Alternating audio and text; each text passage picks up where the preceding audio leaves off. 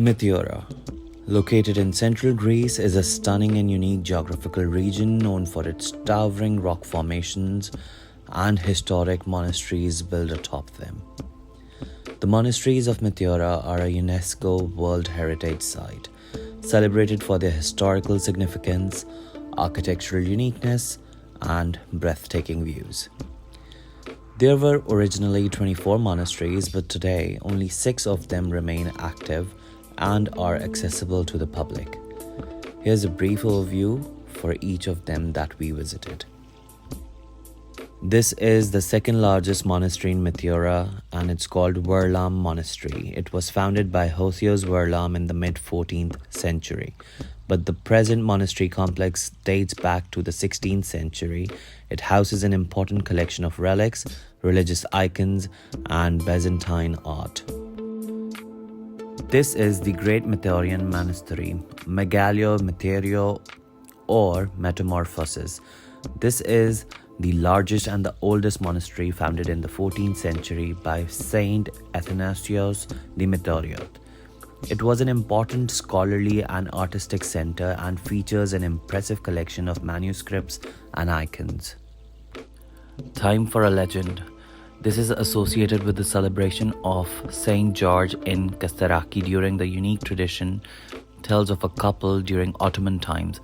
According to the story, a man and his wife, who were Turks, went underneath the chapel of Saint George to cut wood for the fire. During this, a tree unexpectedly falls, severely injuring the man. In her desperation, despite being Muslim, his wife prayed to Saint George for her husband's healing. Miraculously, he recovered quickly from his injuries.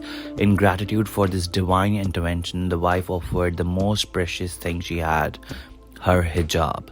This act of faith and thanksgiving began the tradition of offering scarf at the chapel, which has continued to this day, with villagers climbing to the chapel to hang new scarves and bring down old ones as a token of good health and protection for the visitors and the villagers.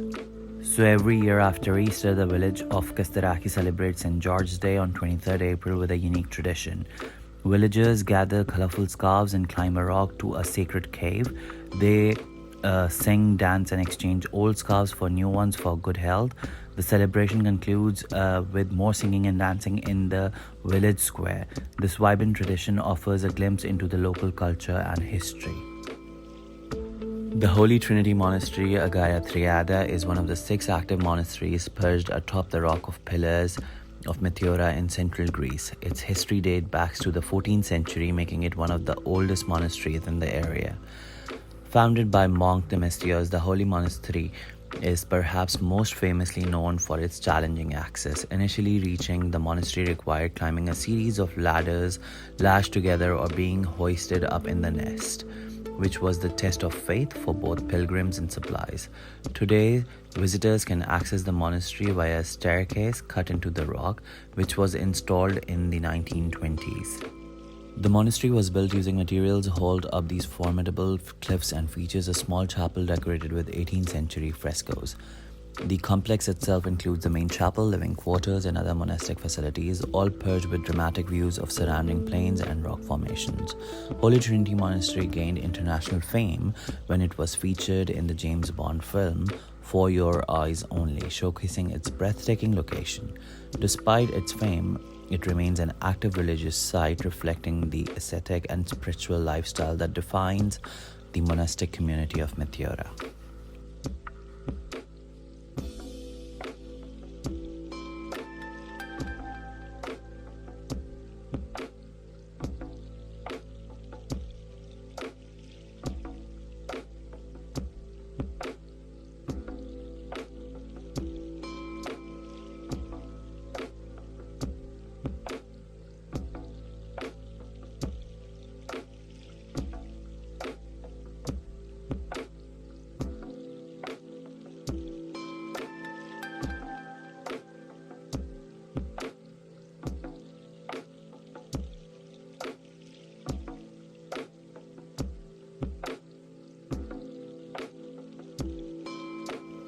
This is the sunset spot where I saw the most beautiful sunset of my life so far.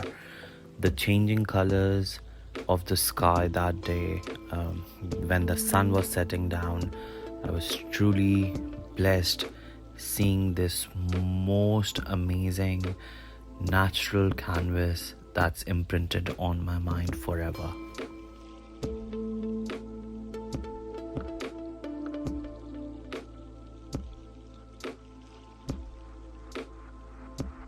Meteora's hermit cells show the simple and dedicated lives of early monks. Here are some of the interesting points.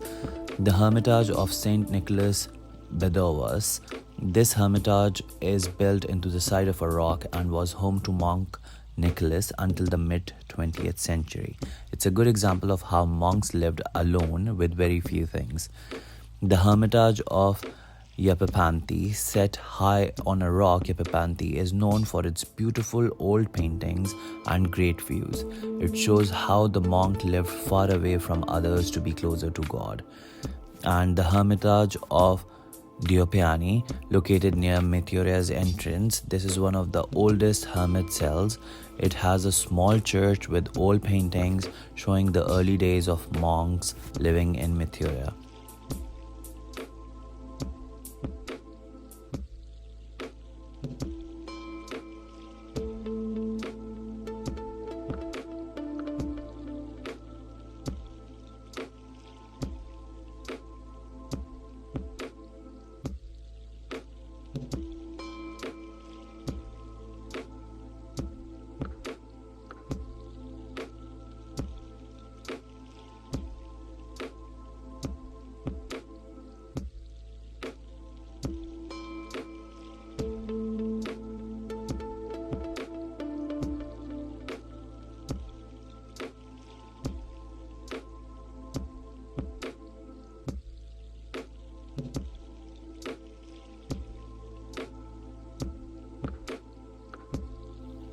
And now let's move on to the Byzantine Church of the Dormition of the Virgin Mary in Kalambaka, located at the base of Meteora Rocks, stands on a site with deep historical roots dating back to the 11th century. Originally built on the ruins of ancient basilica, the church has undergone various renovations over the centuries, particularly after damages caused by invasions and natural events. Its architectural style is distinctly Byzantine, featuring a central dome supported by 4 columns, and it is adorned with stunning frescoes from the 11th to 14th centuries that depict biblical scenes. This church not only serves as a vital religious site but also as a cultural landmark, embodying the enduring Orthodox heritage of the region. It provides a historical link between the lofty monasteries above and the foundational Christian practices at the ground level.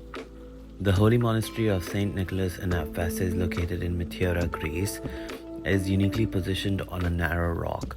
Established in the 16th century, it's named Anamphasis, which in Greek means to rest, indicating its original use as a resting point for monks. The monastery is compact due to its limited space and is renowned for its exceptional frescoes by Theophanes the Cretan, a celebrated 16th century artist. These frescoes are vivid depiction of New Testament scenes and are notable examples of post-Byzantine art. St. Nicholas continues to be a place of religious devotion and cultural significance, offering visitors insight into Orthodox monasticism and breathtaking views of the landscape.